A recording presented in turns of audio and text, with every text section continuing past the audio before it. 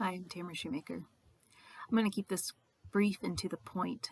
As I was falling asleep last night, I saw a vision and immediately had the sense that the Holy Spirit was showing me something.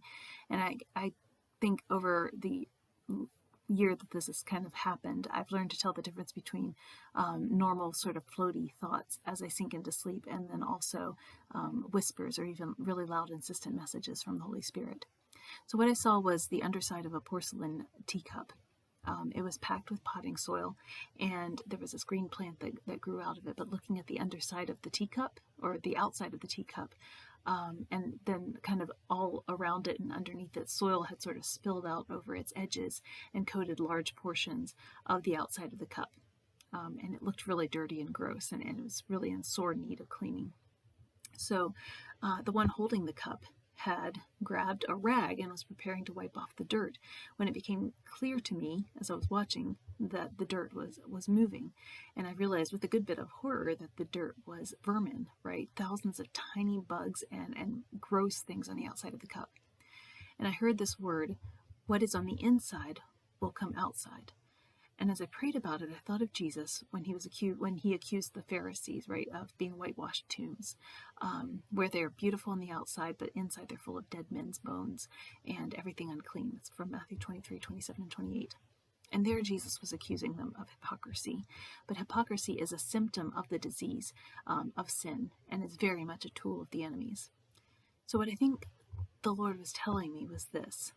The state of our nation, the state of the church right now, currently, September 4th, 2021, is dirty, right? Many of us have not been walking in the cleansing righteousness of the Lord because we've been standing in accusation and disunity.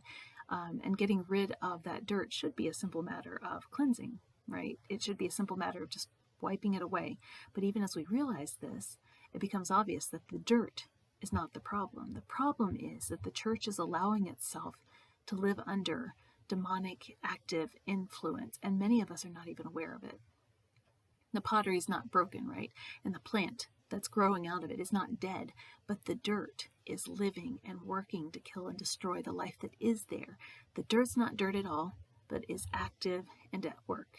And you guys, Paul's frustrated in Colossians chapter 2, verses 20 to 23 with the church because it's lost touch with the real battle, right? The real issue. He says, since you died with Christ, in other words, the victory is already in place. Since you died with Christ to the basic principles of this world, why, as though you still belong to it, do you submit to its rules? Do not handle, do not taste, do not touch, right?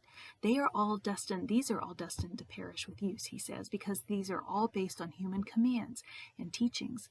Such regulations indeed have an appearance of wisdom, with their self-imposed worship and their false humility and their harsh treatment of the body, but they lack any value in restraining sensual indulgence.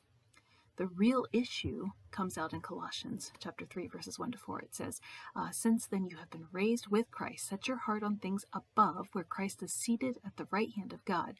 Set your minds on things above, not on earthly things, for you died and your life is now hidden with Christ in God. When Christ, who is your life, appears, then you also will appear with him in glory. So if we're under the illusion that masks and vaccines and COVID are really the issue that we're fighting, we're under a false illusion, because the division that is happening is spiritual and is real, and the enemy is taking a real physical issue. COVID is a real disease. Please don't mistake me for saying that it's not. It is. And I'm not saying it's imaginary. Hygiene should definitely be exercised. But the enemy is taking this real physical issue, right, and he's using it to fight a spiritual war in order to divide and to destroy, to eat up our roots where we are planted.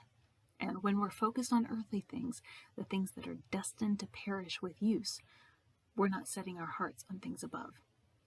So David Jeremiah reminded me this morning that we're commanded 4 times in Ephesians chapter 6 to stand strong. We often mistake that passage for preparing to fight, right? Because we're gearing up in armor. But the command that Paul gives is to stand. So Jesus has already won, right? He's already won our victory for us. And David Jeremiah said this. From the spiritual perspective, we're not fighting for victory, but we're fighting from victory. And that makes all the difference. That changes everything. So we're in the spiritual war, but we've already won it through Christ. Now we're supposed to stand in our victory and armor ourselves against attack, to stand strong. But there's this trick that the enemy is playing. If he can make us think that our debates are just about the debates and not about the division that he is actively trying to bring out in the church, he's going to retake the ground where we are supposed to be standing firm. So stand on the word, not on accusation and disunity. Stand in our victory. We've got to do that. We've got to stop thinking that the warfare happening around us isn't real, because it is. It really is. But through Christ and unified with him, we stand in our victory. That's what I felt like the Holy Spirit was telling me to say this morning. And now I'm saying it this evening. But anyway, that's beside the point. I'll see you guys later.